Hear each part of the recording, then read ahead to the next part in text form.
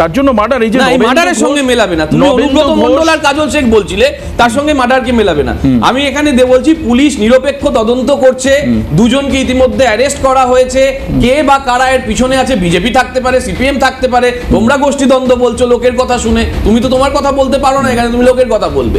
তো স্বাভাবিকভাবেই এখানে কি কারণ আছে সেটা কারণ খুঁজে দেখা হচ্ছে। ন্যায় বিচার দেওয়া প্রধান কাজ।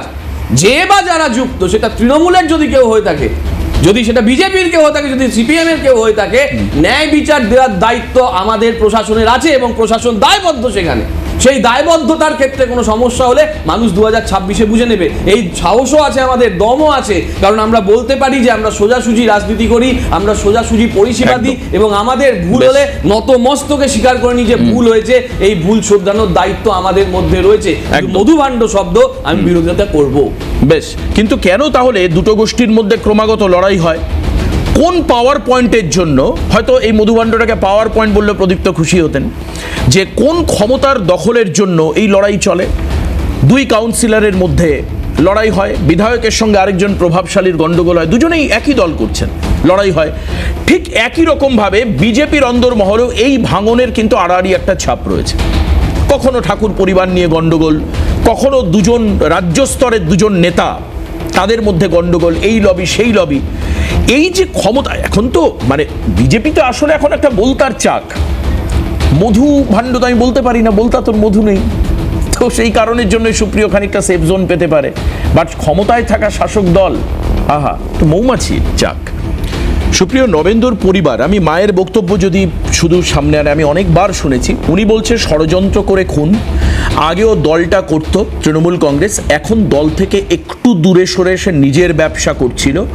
আবার একটা অদ্ভুত ইকুয়েশন, সম্প্রতি নাকি এলাকায় একটা পদ দেওয়া হয়, তৃণমূলের দলীয় পদ পায় এই নবেন্দু, এবং তারপরে 7 দিনের মধ্যে পিকনিক পার্টিতে গতকাল রাতে মাথায় গুলি করে খুন করা হয় নবেন্দুকে।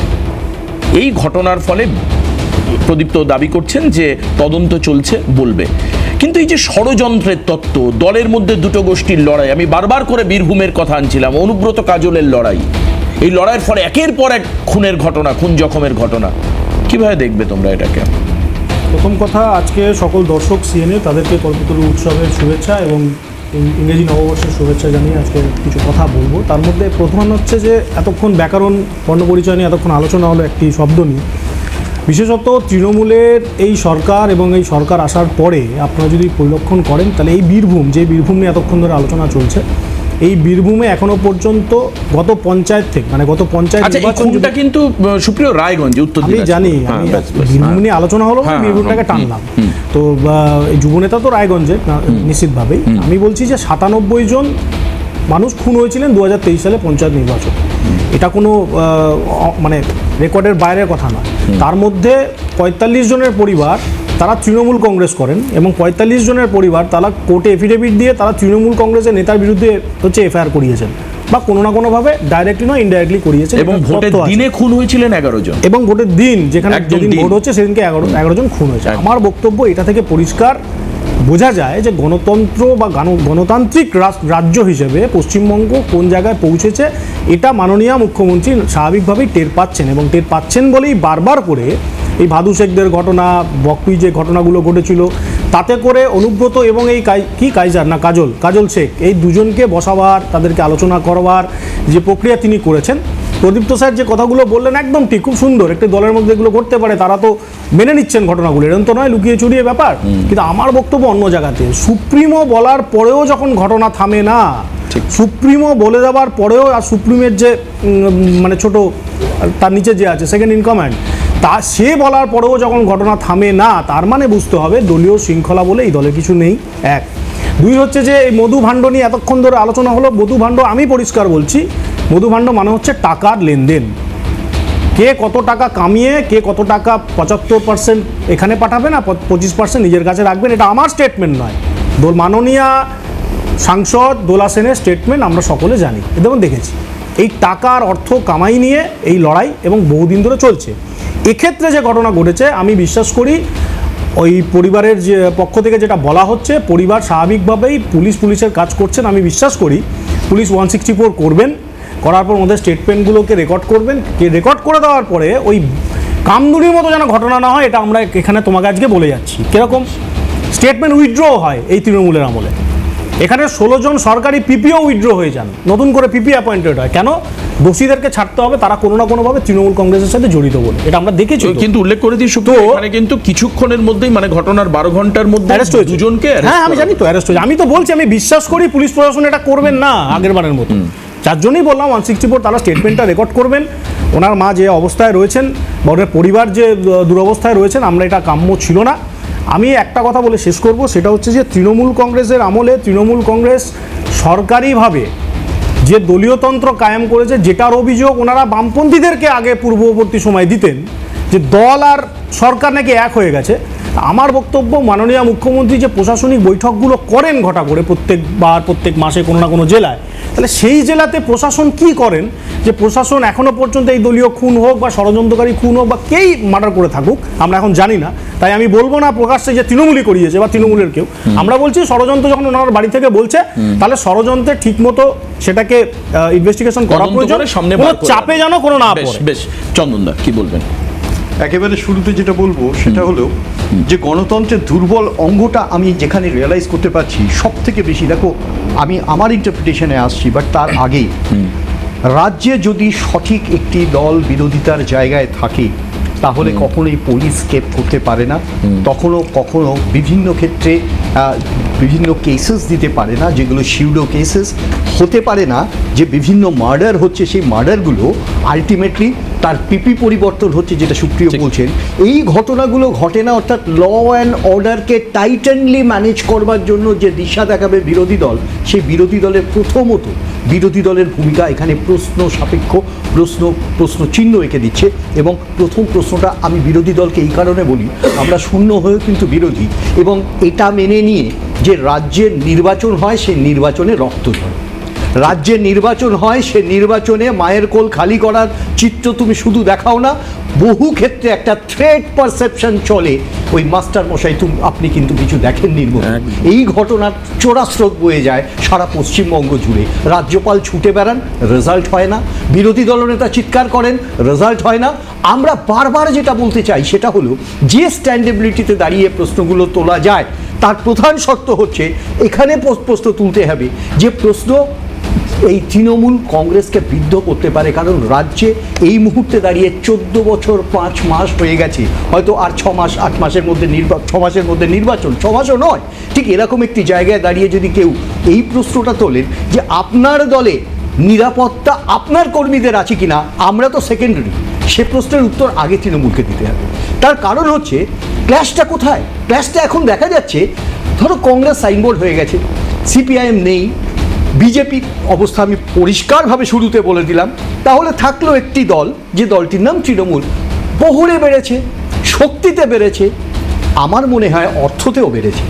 যদি তা না হয়, এরা অদীপ্তরা খুব ভালো করে জানে যে আর্থিক লেনদেন কিভাবে চলে, কোথায় চলে, এবং ওদের সুপ্রিমো জানেন না সেটা হতে পারে না, এবং ব্যাপক রকম কর্মযজ্ঞের সাথে জড়িয়ে থাকে একটা সমাজ বিরোধীমূলক প্রবৃত্তি, এবং তাকে অ্যাবেট করা হয়। আমি কিন্তু সমাজ বিরোধী দলটাকে বলছি না, বলছি সেই সমাজ বিরোধীমূলক কাজ, যে কাজগুলোকে উস্কানি দেওয়া হয়, তা না হলে দিনের আলোতে খুন হয়ে যাওয়া, রাতের অন্ধকারে খুন হয়ে যাওয়া পশ্চিমবাংলায় অনবরত ঘটছে।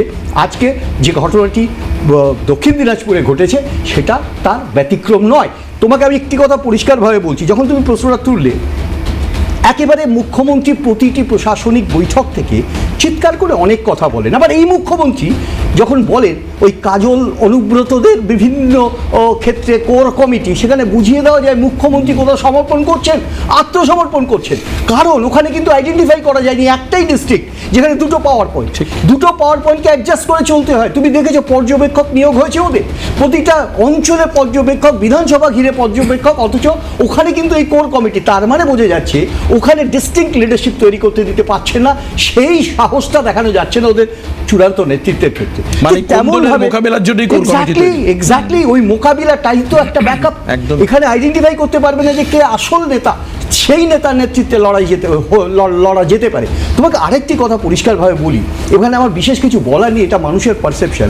একটা পরিষ্কার জিনিস বুঝতে হবে, পশ্চিমবাংলার রাজনীতিতে যে ভয়াবহতা, আমি বলছি অর্থ সম্প্রীতি সমৃদ্ধি বা ইত্যাদি ইত্যাদি সেই অ্যাসেটস তৈরি করা, সেগুলো মানুষ যা দেখা দেখছে। কিন্তু একটা জিনিস আমাকে বুঝতে হবে, যখন আমরা এখানে দেখি তৃণমূল কংগ্রেসের একজন কর্মী, তৃণমূল কংগ্রেসের সম্ভবত কিছু দুষ্কৃতির দ্বারা খুন হয়ে যাচ্ছেন, যেটা ইংলিশ বাজারে ঘটে গেল এবং স্বীকার করতে হয়েছে বাস্তব, এবং এখানে ঘটছে বা এরকম বহু ঘটনা ঘটেছে, তখন বুঝতে হয় যে আজকে যেখানে তৃণমূল কংগ্রেস দাঁড়িয়ে আছে সেখানে তৃণমূল কংগ্রেস নিজে সরকারে থেকে তার কর্মীদের প্রোটেকশন দিতে পারছেন না, আর প্রতিবাদ করছি আমরা তো হিউজলি আনপ্রোটেক্টেড, মানে হিউজলি আনপ্রোটেক্টেড। একদম। তো চন্দন, আপনার কথা শুনে মনে পড়ছে বাবলু সরকার যে খুন হয়েছিলেন Exactly. মালদায়, বাবলু সরকারের বউ মানে স্ত্রী, তার যিনি সহধর্মিণী, She was a counselor. তিনি একদম ডিরেক্ট অভিযোগ করেছিলেন যে উঁচু তলার মানুষ, উঁচু তলার প্রভাবশালী তাদের যুক্ত। এরপরেও প্রদীপ্ত দ্বারা দলের মধ্যে কোনো রকম ত্রুটি বিচ্যুতি খুঁজে পান না খুব স্বাভাবিকভাবেই। এবং এই যে দুটো গোষ্ঠীর মধ্যে লড়াইয়ের কারণটা দেখুন, যদি ডাক্তারবাবু রোগ না খুঁজে পান তাহলে সেটা সারবেটা কি করে, সব থেকে একটা বড় প্রশ্ন যেটা থেকে যায়। সেই কারণের জন্যই কি এই ধরনের গন্ডগোল আগামী দিনে আরও দেখতে হবে। রাজনীতি তো সম্ভাবনাময়, এটা বলেন যে পলিটিক্স হচ্ছে একটা পসিবিলিটির জায়গা, সম্ভাবনার জায়গা। অ্যাটলিস্ট যখন গৌরবেরা শাসন ক্ষমতায় ছিল 34 বছর, দলীয় কোন্দলের চাইতে অনেক বেশি শোনা যেত যে কংগ্রেস কর্মীরা সিপিএম রাজনৈতিকভাবে তারা আক্রান্ত হয়েছেন। 77-এর আগে যখন কংগ্রেস ক্ষমতায় ছিল তখন কংগ্রেস বিরোধীরা বলতেন যে তারা আক্রান্ত হয়েছেন। পশ্চিমবঙ্গে আক্রমণের ঘটনা, রক্তপাতের ঘটনা একেবারে শূন্য ছিল এটা বলা যায় না। কিন্তু এই যে নতুন কনসেপ্ট গোষ্ঠী কোন্দল, মানে ভাবতে পারছেন কেউ একজন মারা যাচ্ছে, দলেরই আরেক অংশের বিরুদ্ধে পরিবারের মানুষজন আঙুল তুলছেন।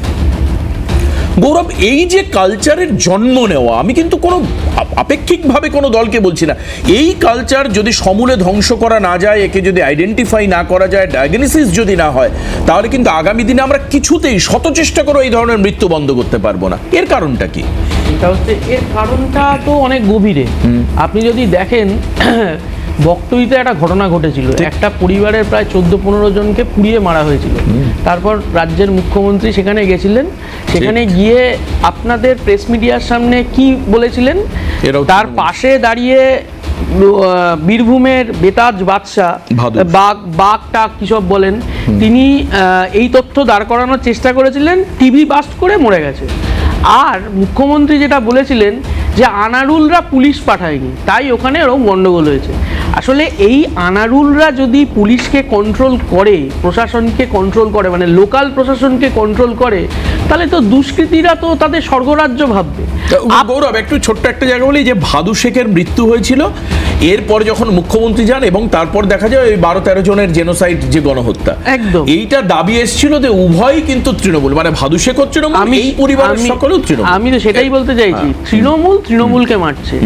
আপনি দেখুন, এই যে আপনাদের এই চ্যানেলেই বসেছিলাম, ভাঙড়ে কিছুদিন আগে একটা খুন হয়েছিল, শওকত মোল্লা ওই খুন যিনি হয়েছেন তার ওখানে যাচ্ছেন, আর যিনি পেছনে হাঁটছেন পরের দিন, তার দুদিন পরে আমরা দেখলাম শওকত মোল্লার পিছনে যিনি হাঁটছেন, তৃণমূলের ব্লক প্রেসিডেন্ট হবে হয়তো, তিনি হচ্ছেন মূল অভিযুক্ত।